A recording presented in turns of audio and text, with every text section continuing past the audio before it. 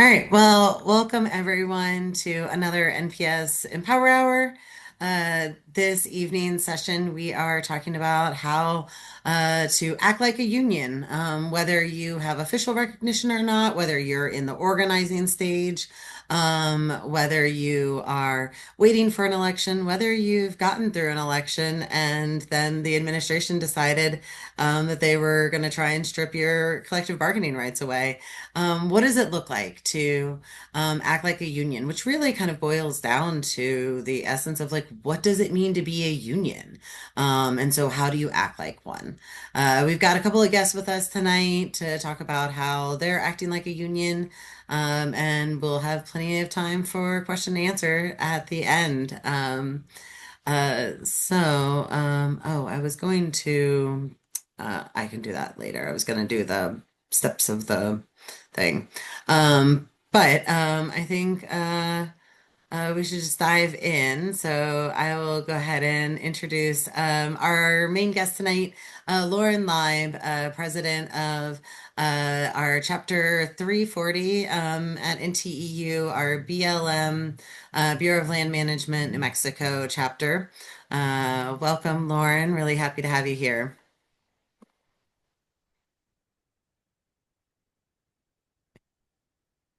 Oh, you're on mute. We cannot. Oh, shoot. There we go. Sorry. Awesome. Hi. Thanks, Amy. Thanks, Lee and Stephanie, for having me. And it's just great to be here with other, fellow DOI employees and union organizers, future union members. So thanks for having me. So, let me, well, no, I'm trying to just, add spotlight. There we go. Okay. Um, to get us started, can you talk a little bit about, the organizing process, what that was like and the messaging that you all organized around, and what you all were fighting for as you organized?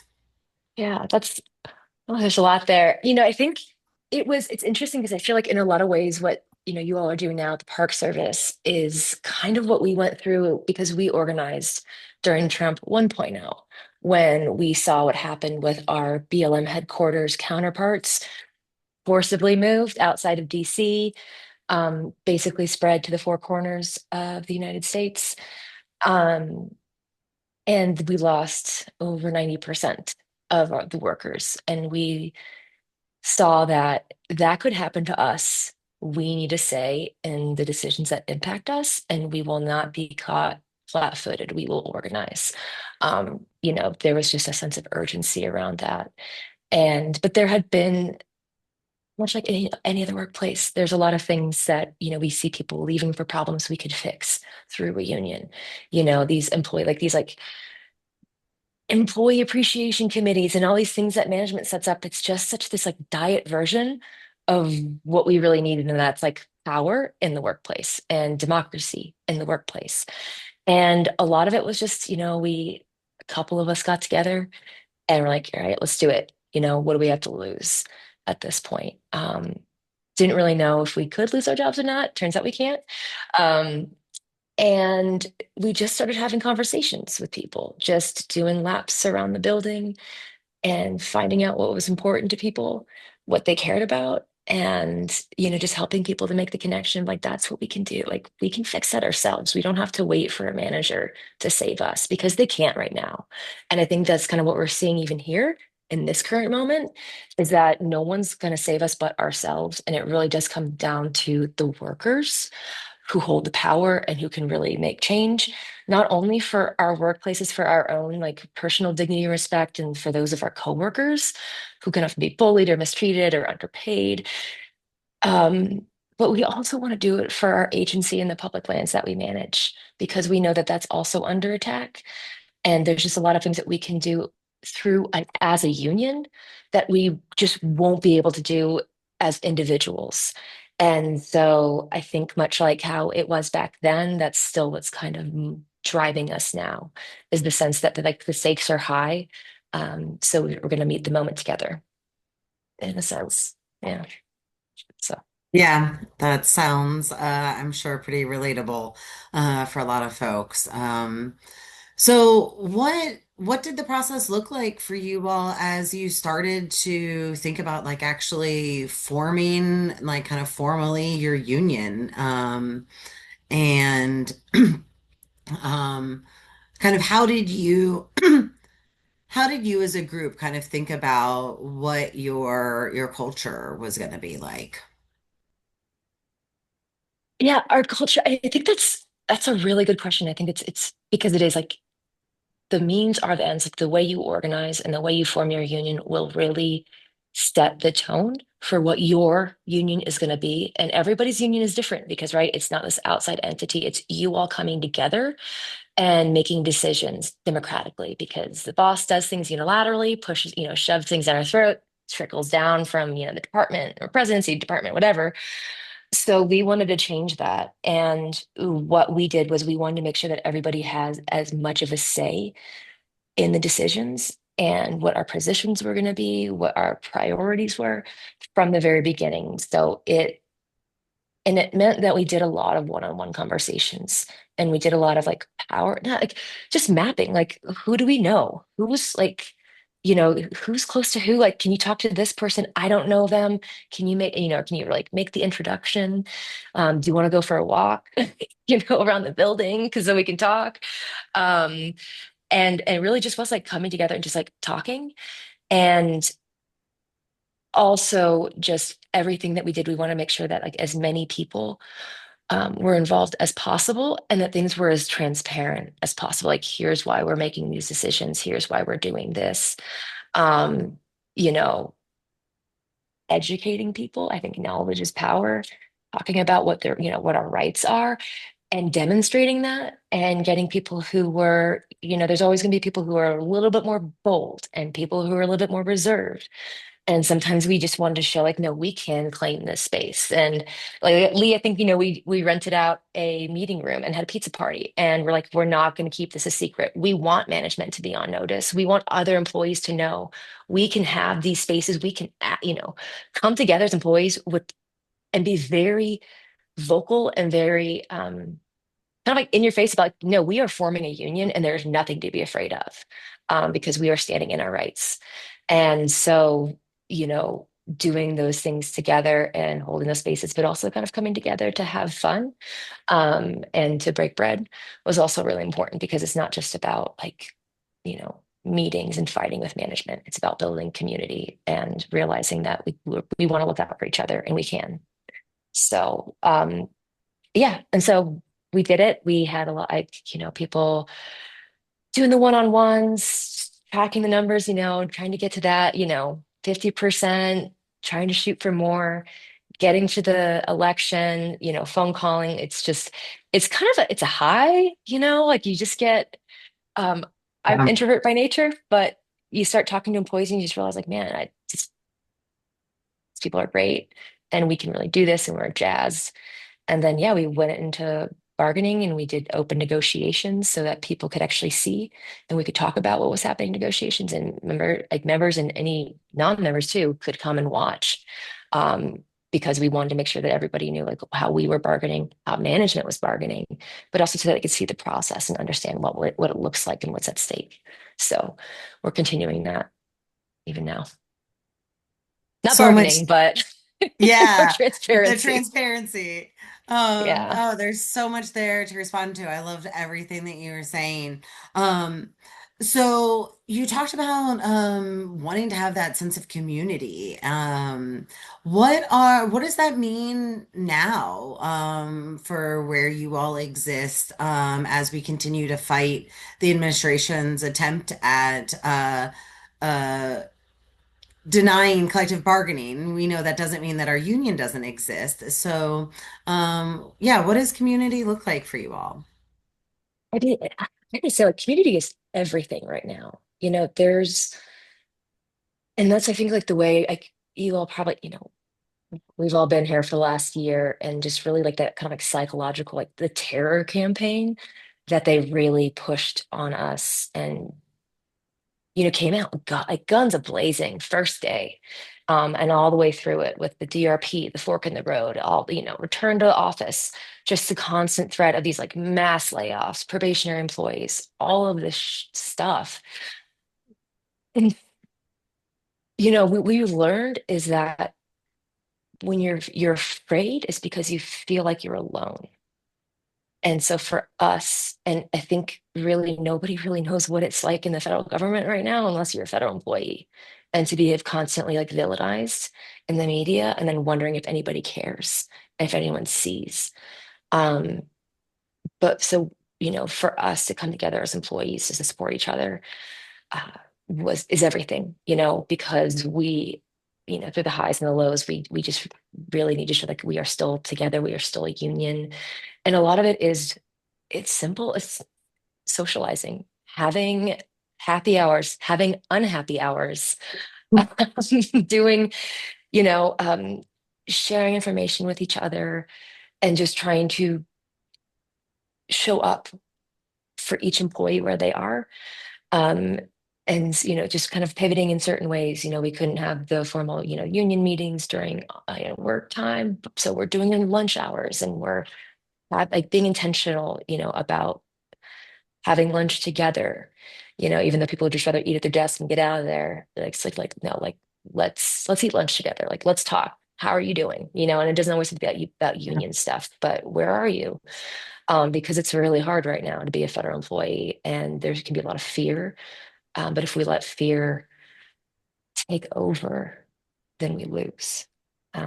So Yeah. for us, it has been, and even during the shutdown, like we've created like rapid response teams for internal and external organizing, um, for different, like reaching out to other unions, other, like public land, nonprofits and people who have a shared interest to like let them know like what's going on with us. Um, Even churches have reached out, and I'm not a religious person, but there's some people who really do care about federal employees and and so just helping connect that. And I think it was really important for our members to see that, to feel seen by externally, and to have spaces where people are like, no, we want to feed you, we want to give you a meal just to say thank you. Was making that happen through our union and our response teams was um, really important, and I think it has helped us like grow stronger together. And even during the shutdown, creating a one pager, like, hey, emergency, like, here's your digital go bag, here's what you need before the shutdown happens, here's the resources you can have, for utility bills, updating it daily of like, here are these food pantries, here are these restaurants that are offering free meals to kids, to federal employees, here's what you need to know, getting those resources, connecting them with you know um, unemployment, but talking to them about like what that means, all that kind of stuff, just so that people feel like there's a lot of misinformation going around. And you know so many times it's inoculating against the fear, and that's providing not only that community but the communication, and just the education, and being that source of like, we have always been the ones like, we won't bullshit you, we won't tell you anything, but we'll provide strong guidance and strong advice, to help you get through this, because we're in it together. And kind of crowdsourcing that, has also really built up a community. Yeah, it sounds like you've really built a real network that allows not only for you to get messages out, but to also like share skills and to take care of each other. Yeah. Yeah, it's what we do. I think it helps people to realize like there's so many things we can do, and I think it's like, even with the Park Service, you don't have a union right now, but what you're doing is like you're already acting like a union. And it's, like even for us, we're talking like, hey, some of the managers have taken to try to take advantage of the fact that like they're not recognizing our collective bargaining rights, and change some of our, like, we have maxi flex, and it's been really important to us, even though we've like lost telework, because they're repudiating our agreements. um but people got mad enough, they're like, I'm tired of it, like all of this stuff that they've done. Like, it's one thing for the administration to do it, but it's another thing for like our managers to like say one thing in these, how much we appreciate you, and then also try to like even take more restrictions away from us. At a moment where we're like, we actually just need to come together. We're not trying to fight management. We should be working together on this. Um, but yeah, some employees just got together like, we want to circulate a petition. Like we drafted this, we want to circulate it for input, and we're gonna take it to employees and we're gonna deliver it to the manager who did this and like let them know how this makes us feel. Um, and like the value that we have, and so it's just like even those little actions, you can march on the boss, you can just do it on your break. There's like so many things that you just have to like right now we are kind of in like a quasi organizing mode where if you know your rights, right? Like you're not going to use government email. We're going to take it to Slack. We're going to take it to Signal. We're going to make sure that these actions and this work gets done during our breaks. We're letting everyone know you've got two 15-minute, paid breaks and, at least a 30-minute lunch break. That's a lot of time we can use. That's an hour in the day where we can get things done and we can do things before our work and after work, um, and just keep talking. And you can have, again, that's the thing, like, it's not going to be like, this is the thing that you can do. This is the thing. It's brainstorming with your coworkers about what is the problem? How are we feeling? What can we do about it together? Because no action is going to be successful if you don't have everybody part of the process from the very beginning. It's not, I can't tell people, hey, we're going to do this one thing. It's not going to work. It's when people feel like they have ownership of it. And it's just flexing that muscle that you're going to be using, even more when you're formal, during the election campaign and during contract bargaining. And once you find your voice, it's really hard to shut up, your collective voice. And I think even now, like we know what the power of unions are. That's why they're fighting so hard against us right now. But we will always prevail because there's power in the union, and we claim that power every day. Yeah, 100%. It also sounds like you all, the work you've been doing to build these networks, this organizing you've been doing, didn't just help take care of each other, also is allowing you to meet these moments now because you're ready to do like a petition, to do Hmm. direct actions, to come together and have sh real strength, not just the Hmm. community care side, that Yeah. you're able to the side that we think of unions of being able to fight back and still have a voice, Hmm. that you all are finding a way to still do that through Yeah. the organizing work. Yeah. And it is like, and I think it's really we've gotten really creative with it because, a lot of it is like we're taking it to this, like literally to the streets, outside of the workplace too, because, we know, it was case in point, we've had the Slack channel and people are like, hey, did you see that, Secretary Doug Burgum's going to be in Santa Fe in a couple weeks? It's like, oh, and he's going to be there with like four other cabinet members, for some like like governors, you know, council or whatever meeting, like Western Governors Association meeting. We're like, no, like we should do something. It's like, yes, we should. And it was right during the one big beautiful bill, when they were pushing through and when Senator Mike Lee in Utah had basically like, oh, how one of the ways we can pay for it is to sell off public lands that no one's using. And we all know that's BS. And what that was going to mean for us in like Department of Interior, BLM, but just for our way of life out here. And because we had already been doing some like federal employee town halls and coordinating with some of these other groups, some of our members like connected with them. We got into the planning meetings and we were like, well, it's on a Monday at 3 p.m. on a Monday, like do a couple quick speeches, try to rally whoever shows up. We get there, over 2,000 people were at this rally. Wow, that's Yeah, incredible. like it filled, like we were like, we don't have a permit to,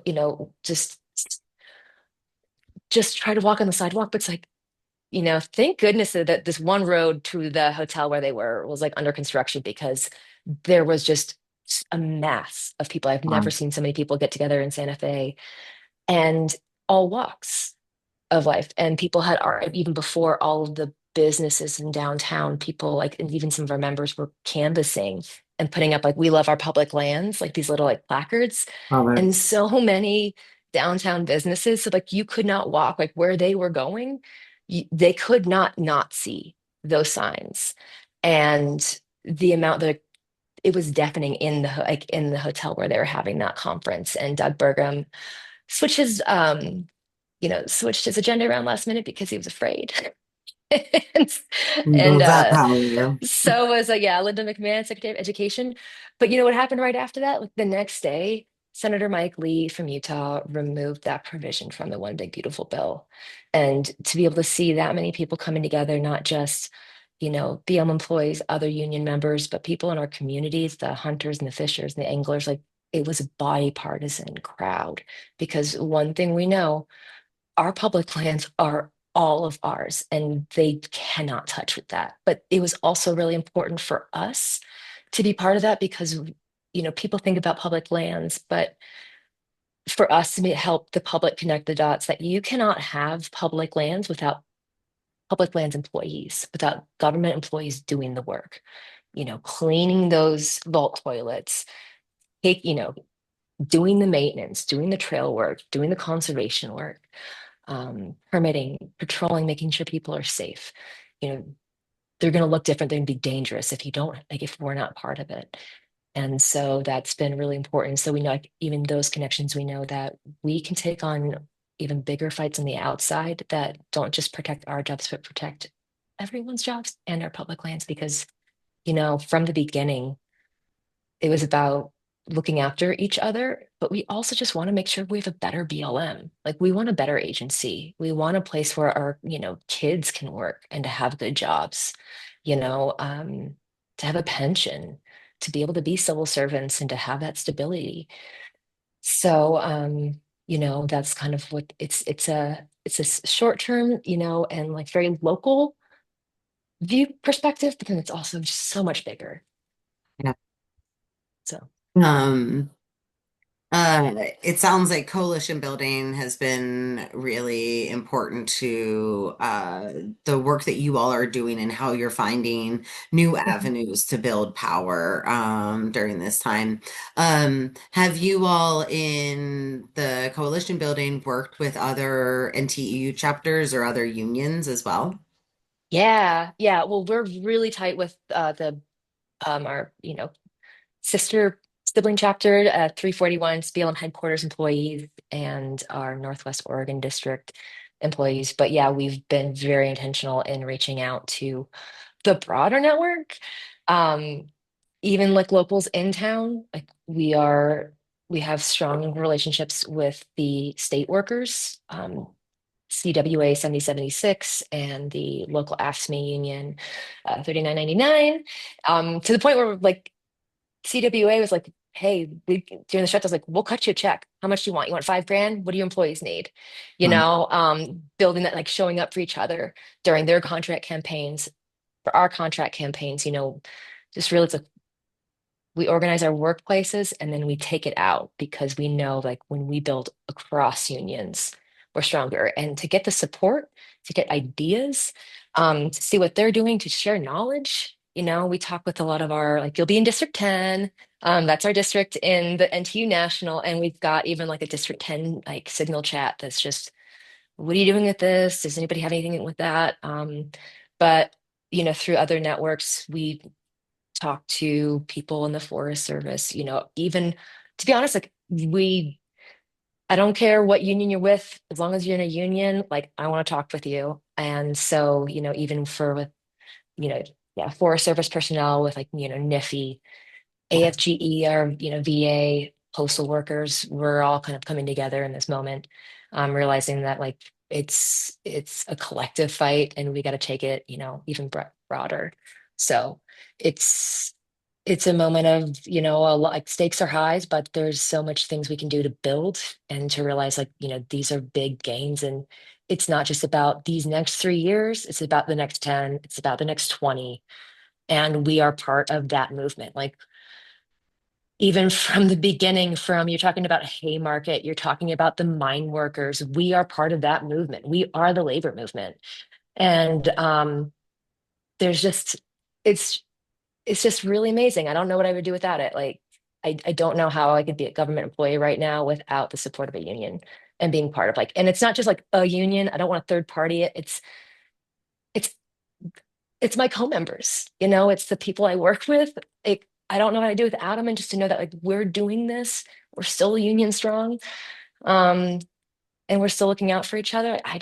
Yeah. So good on you guys for getting it done. Like, join us. It's going to be great, and we're always going to be here to help. Support anything we can do. We, yeah, a win for one of, for you all is a win for all of us. So yeah. Yeah. Acting like a union is solidarity. Hmm.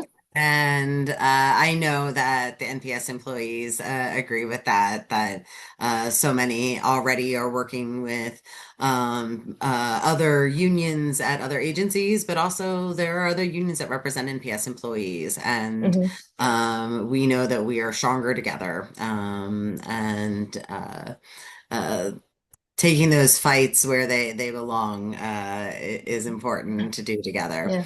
Um, uh, well, before we get to Q&A, we're gonna briefly hear from some of our NPS employees, and then we will come back and do questions and answers with Lauren. So let me switch some spotlights here, check to see who I've got. I have seen, yes, all right. So we've got um, um, why can I not spotlight? Maybe pin.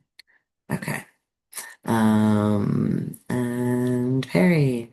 Hello to our Glacier folks. Uh, Brett and Perry. So in talking about acting like a union, I know that you all have done at Glacier United a couple of different things to act like a union and support the community there. Did you all want to share a little bit about what you all have been doing? Hey, Brent. Hello.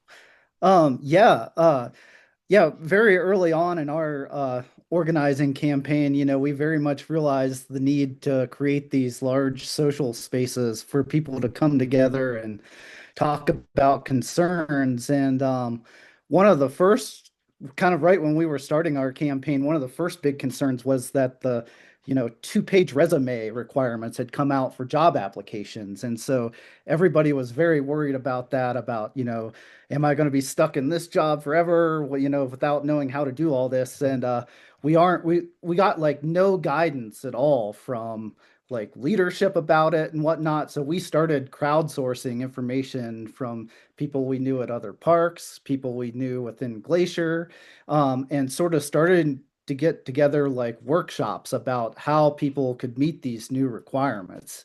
And that really like brought a lot of people in and like sort of showed people that like, you know, crowds, we don't have to be told by management how to do things, that we can do it, work around that and figure out how to do it ourselves. And that sort of theme continued, throughout all of last summer and a lot of our organizing efforts.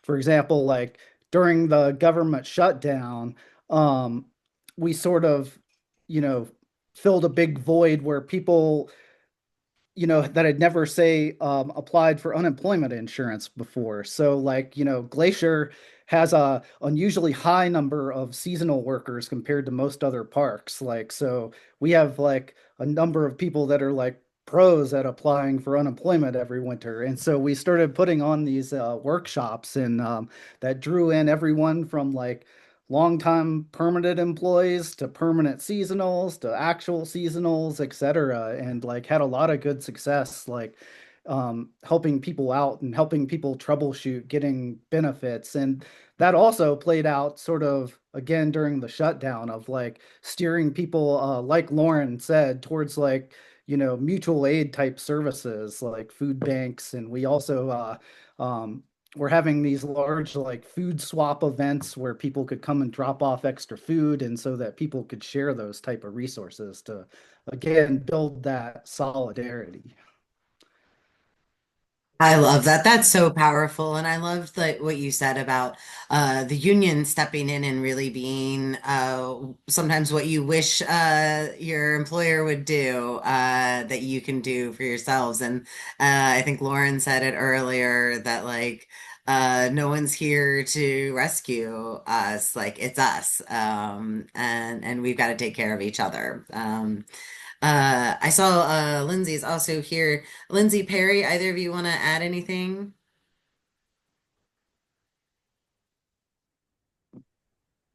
I'm in the car right now, but just want to add it was really awesome seeing folks show up to these events that Brent talked about who had not like previously been coming to events and union events to see that they were like, oh, this is what's really useful. And I think Brent touched on that a bit, but that was just really awesome to bring folks into the fold who hadn't previously been involved. Really expanding that value of like what is the union and what we do. Hey, Perry. Yeah. Hey, yeah, I was just gonna add one thing is we also like as the union or as our organizing committee, we're setting out like mm, maybe like weekly or twice weekly email updates with just like both the resources, like stuff that had, updates either from NTEU, from that Lee you shared with us, from the union, or that we, just heard from other people on Signal, just like updates in one place where people could kind of see all those. And they sort of were going out into the void. And I was like, maybe no one's reading these. Like, I don't know. But then so many people, again, people who like aren't the ones at every union event, they're just like random people were like, oh my God, I'm like waiting with bated breath for every email that you're sending. Like, we're so happy to have these updates. We're so happy to have like just like a reliable source of like news and connection and an update. And it's like whether people were like, working a bartending job to like make ends meet or whether they like left and went to Canada, it was like, we need this information. So, and yeah, it was nice that the union could be the source of that. Yeah, the union being that trusted source of information is so important. And we see this so often, especially in shutdowns when we are the source of information. And so often agencies are looking to us for more insider information about what's going on. Um, but also that being that hub, that connection. That the union may not be able to answer every single question or provide every service, but they can get you to someone who can and can find the right way so that making sure that people's needs are met and that we see people in the community as a whole and as this larger thing, especially in NPS and in park units where people are often living where they're working, and that community is so much beyond just a clock in and clock out. Yeah, Yeah, we had that like food swap event that Brent mentioned. It yeah, was like maybe halfway into the shutdown, and like I just had people over to my house, and it was like I think like over 40 people came, and there were not even that many people left in housing still. And it was like, oh, people like I don't know how many people like really needed food, or if they were seasonal trying to get rid of their food as they left, but it was like people really wanted to hang. Like people just wanted to find some community and like be together in such a weird time. And it was like, oh, that's great that we can like provide the space for that. And it like yeah. wasn't that hard. Um, this is actually a great transition back to Lauren. Unless there's anything else Glacier folks want to add. So talking about what how the union can sometimes be the answer to the moment that people are looking for a opportunity, a voice. We were talking about this at the beginning before the meeting actually started, that um, uh, so often right now in this time, in this moment, it can feel really powerless with everything happening, not just for federal employees. And having a vehicle to be an agent of change can really give a way to focus that. Before we go into Q&A, Lauren, did you want to share anything? Because what we were talking about before we started the meeting, I think was just really salient to this moment and Shoot, I what for our Glacier folks were saying. no, I don't remember what I said. I mean, I think it's just it really is like, I think actually, and I were talking about like, how you doing? And can you imagine if we didn't have something like, if I didn't have a union to be to be engaged in, to be building that solidarity with, to have like a clear purpose and a vision. Um, and like a higher calling of sorts. I don't know. You know what I mean? Like it sounds silly, Yeah. but it's not. Like in these moments, like I don't know what I would do. I'd be spiraling into despair and I'd be checking out.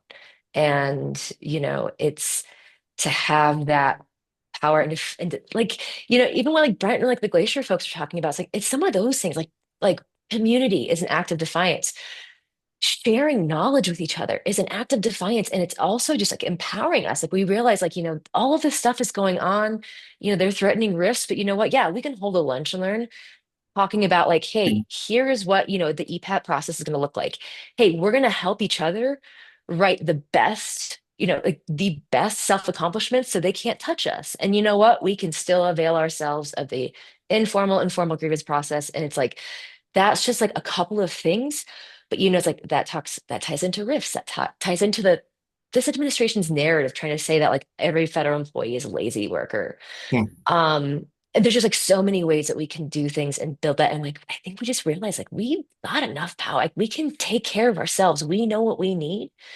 We know how to improve the federal government, we can Yeah. do this. And to not be alone and to find that community and even to right, just like share food, just hang during a shutdown. Those are just like so many, like I don't think a lot of people, I mean, I think people are starting to see that. I think we're starting to see, across the country, like community. We need to get to know our neighbors. We need to talk to our coworkers. And it's not just for this motive of like to get something done. It's because we just really need it right now. And, you know, we lead very busy lives, but a lot of us are going to be at this one place for 8 hours a day. And that's such an opportunity. Um, and we should be like, we got to dig in. And it's transformational. And even to like just holding these spaces like Brent, y'all, I'm going to be talking with you later. So it's just great, like the people that you meet. And right, I think just to the inspiration you can get, like to know, like, hey, there's Glacier employees like out there doing the work. You all in the Park Service are doing the work right now. And there's good days and bad days, but just to know that people are still building and fighting, really sustains me. So thank you all, really. Yeah.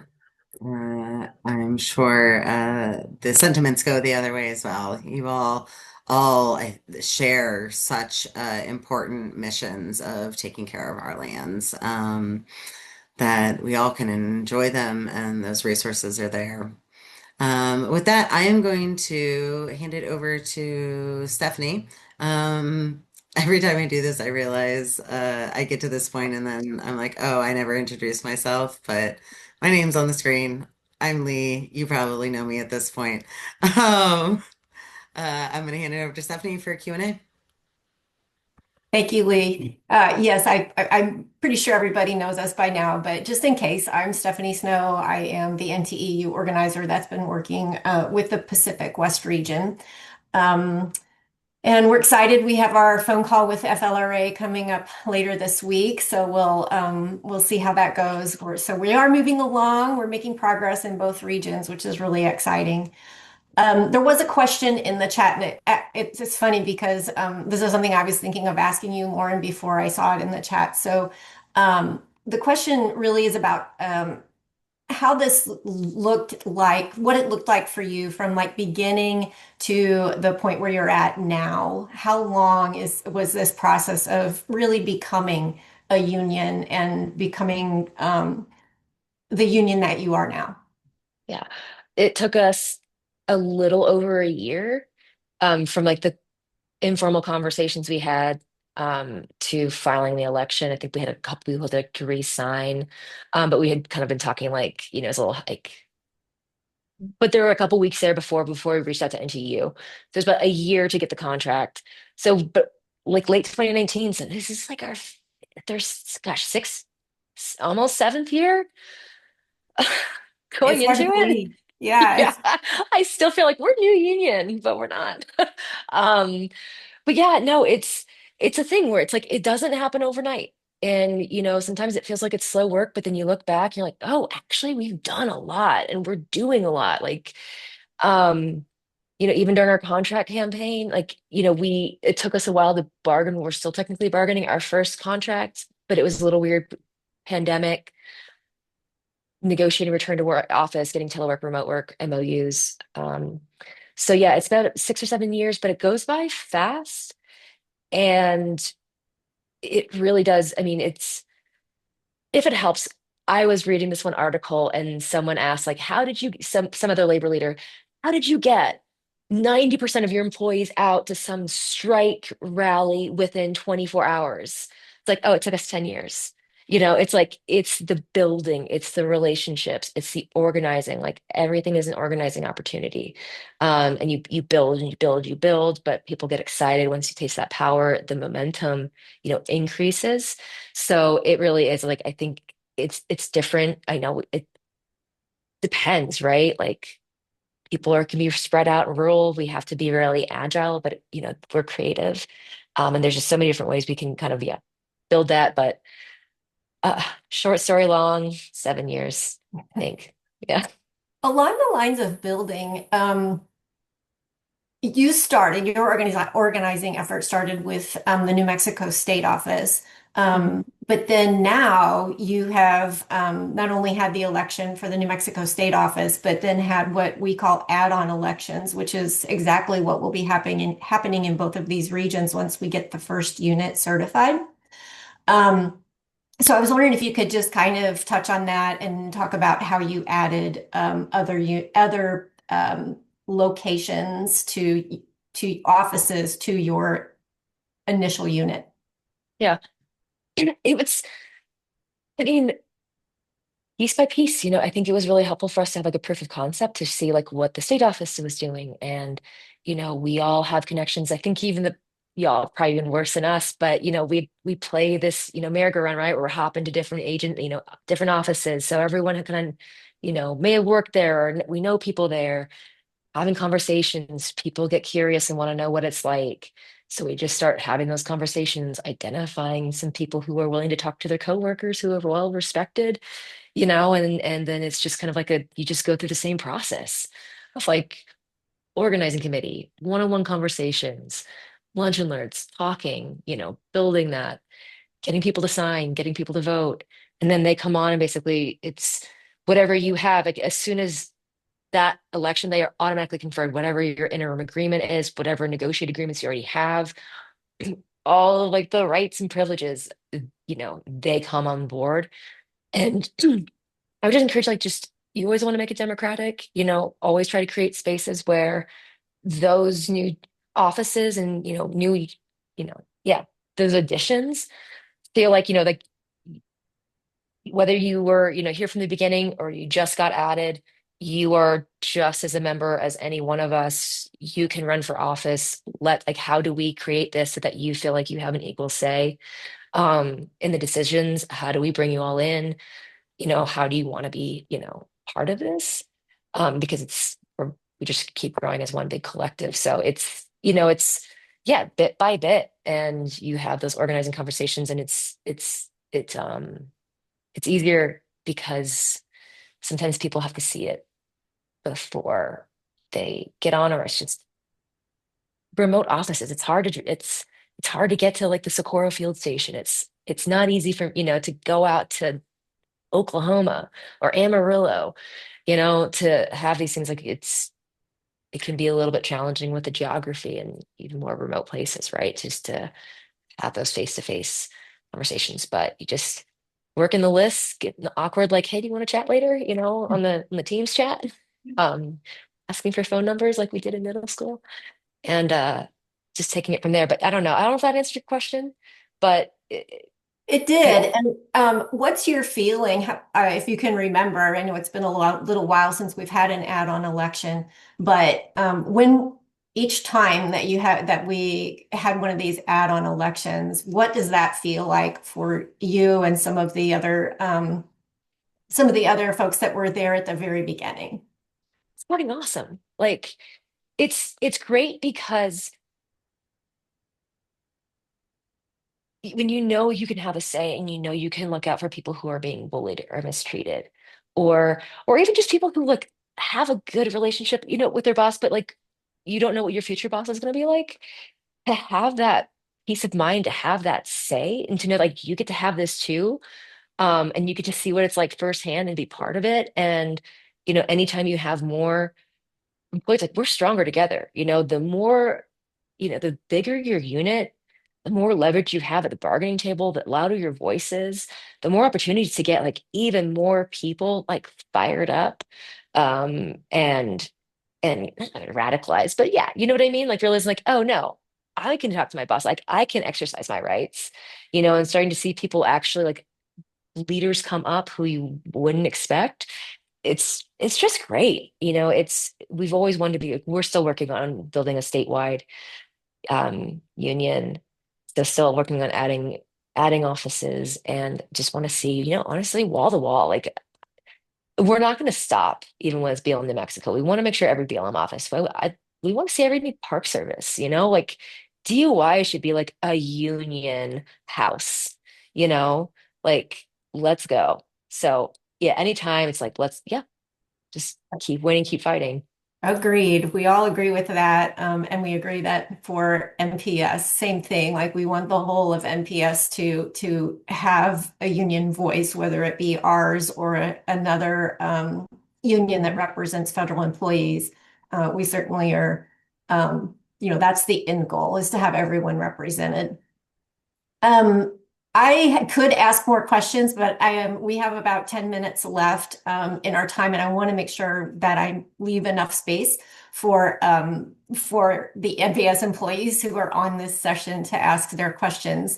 And so if you have a question, you can raise your hand, you can just unmute. We don't have a huge group, so I think it's fine to just unmute yourself and jump in and ask your question. Or if you'd rather it be more anonymous, you can put that in the chat as well. And we'll make sure and field that to Lauren or to Lee or myself, whoever your question's for. But yeah, or even our speakers from Glacier who spoke, if you have questions about the activities that they've done, I'm sure they would be happy to talk more about that. So just giving a little space for that. But while you're thinking of your questions, I will go ahead and throw one more of mine out there. So I was thinking as you were talking, you talked about how this started, and personally how, um, for you, it's changed from being, like you're by nature more of an introvert person, but how, you've sort of evolved throughout this whole process. And so I'm just curious, like, what are some of the like connections that you've made that you never thought you would make, or that however many years ago, what we say 5 or 6 years ago, you wouldn't have envisioned that you'd be having conversations with, this person or that person, or putting together efforts with certain folks or organizations or entities, just kind of that personal growth that the union has allowed or facilitated for you. Yeah, it's brought people together who wouldn't otherwise meet. We can be pretty divided in the office, like people in resources like don't even know who some of the admin staff is, working the public room, records and stuff, and seeing those. But I think, because you work the list, you're talking to everybody. Everybody needs to have an opportunity to, learn about what we're doing, being a part of it, joining, all of that. And so, you start off with people, like, oh yeah, they're totally in, because could be surprising when they're hesitant. Others, yeah, it's no big deal. They get it.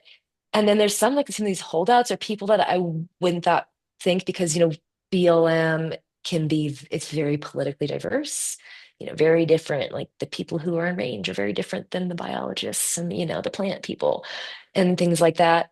And sometimes you're like, I don't know if they're gonna really go for it. And then like no, sign me in, like count me in, like what do you need? Like my dad was a union man pipe fitter, local 456, and just like we wouldn't have what we have without, without that union. And or just those types of conversations where like hey, there's people I didn't know before, and now there's some of my like closest confidants and friends, and you just really get to know not just about the workplace issues, but about like their families, their lives, you know, senses of humor. It's just really great. Like I would never just go and like talk to people like like that, but you really do get to know people, and again, like people surprise you, and the people who sometimes just what I think I've experienced, what has been really interesting is that the people sometimes the holdouts, like the people you're like, they've been straddling, or they're just like evasive, they don't really want to talk about it. And then something clicks. You help them out with a grievance, or there's some like lunch and learn workshop, they've been struggling with. And they say, like, I was about to quit. And, the way you all helped me, and even though I wasn't a member, like I'm sold, and sometimes the people who hold out can be the most vocal, supporters and advocates and activists. So it's really interesting. Like everyone comes from a different place. But you just never really know where people come from, and what's important to them. And then, that's the thing, like there's no apathy. It's just you're not, there's an issue there that they care deeply about. You just have to find it and help them connect the dots. So yeah, Right. I'm seeing Yeah. that stuff. Find the thing that speaks to someone. And what has been your experience standing up your chapter and your experience through NTEU? Like, what has being part of NTEU, what kind of doors has that opened up to you? Or what kind of things have you experienced by being affiliated or working through NTEU that maybe you were hoping to have when you started organizing, or maybe you didn't know you would have? Yeah, I would say the amount of representational assistance, and but it's not even that, because it's like the way our field representative, Arthi Premkumar, love her, um, empowers us. We have our own agency. We're a union, we're part of a larger national, NTEU. Um, but we are still our own like we make the decisions at the shop floor, and NTU National respects that. And it's a very easy connection to talk with Doreen, our national president, where, other unions, it's not that, there's pros and cons everywhere. I'm just saying, like, especially in the last year, especially during the shutdown, our chapter did sign on to a letter calling on Hakeem Jeffries and Chuck Schumer to hold the line and fight for affordable health care. And like, hey, you're already shutting us down. Like, we're willing to go, like, forego the paycheck because we need protections against rifts. People need access to health, like affordable health care. There's too much at stake. And, NTU National did not take that position. And because there's, better or for worse, it's like NT National only focuses on federal employee issues, and healthcare wasn't really one, but they're like, hey, you know what? We know what we're fine with what like, we will never stop you. We can't for these reasons because, this is kind of like, built into our, policy, constitution, whatever. But they're like, but we're here for you, we support you. And, it's important that like your members, like, what your actions reflect the will of the members. And so it's really cool to not get that, like, they're not trying to shut us down. They're, actively being, supporting, and, we can elevate things. And I think that's just something like I didn't see because, you don't know about the layers of bureaucracy with every union. And I just say, like, honestly, there's just like so many good people. Like, even like Dan Casper, ops director during our, we were bargaining up to the 11th hour in November, December, right before the Trump administration came up. And like, we're small. We were like, what, maybe 300 people in our bargaining unit. But like high up, people in NTEU National were like banging on doors, Congress, like really trying to do the most for us. And like, I think that's great. It's like whether you're a small chapter, massive chapter, everyone has a voice. And that's just really awesome. And I mean, yeah, we really love that about NTU. And I think just from the very beginning, we reached out to Joni, like, can we organize? Called us the next day.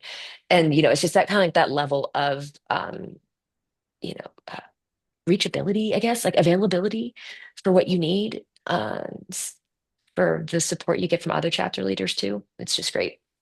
Like, yeah, I think that's never expected that level. But, That's awesome. Well, we're yeah, coming support. up on the end of our hour, and I haven't seen anybody raise their hand or anything yet. So I just want to leave a little more space for questions if anybody has questions for Lauren or Lee or myself. Um, and then also, Lauren, if you have any sort of parting words to say before we go. Yeah. Thank you all for the time. Thank you for listening to me ramble. Thank you for the work that you're doing, really. Like, thank you for your labor, especially in this moment, especially being Park Service and just collectively, you all have like really stepped up in such a big way from the very beginning. And I know a lot of you have been acting like a union and speaking out, um, you know, from the very beginning, before this whole formal effort. And just, the union's the best decision you'll ever make in your life. Like, it's the most gratifying work. I will never go if I move to a different job, different agency. Um, it's it'll be a union job, and if not, I'm going to organize one because there's no way you can like work in this world and not have your coworkers behind your back. Like, you just got to do it, and you'll see it for yourselves, and you're probably seeing it now. But just don't let fear take hold. Recognize, stand in your power, and yeah, shoulder to shoulder, solidarity forever, y'all. Like, yeah, keep it up. Great words. Great words to end us tonight. I just wanted to, I don't know if Lauren, you're seeing the chat, but there have been several people comment on how valuable this information is to them and how inspiring you've been. And so I hope that as people watch the recording, they'll feel the same level of inspiration. And they also can reach out to Lee or me, and I'm sure Lauren would be happy to field any questions, or if you just want to bounce something off Lauren. I know that Lauren is always willing to help out in any way possible. So don't hesitate if you need to reach one of us. We certainly will respond to you. And again, thank you for this just wonderful, inspiring information, Lauren. We really appreciate it. And I think we'll go ahead and close out for tonight. Thank you so much, everyone. Have a good evening. Bye.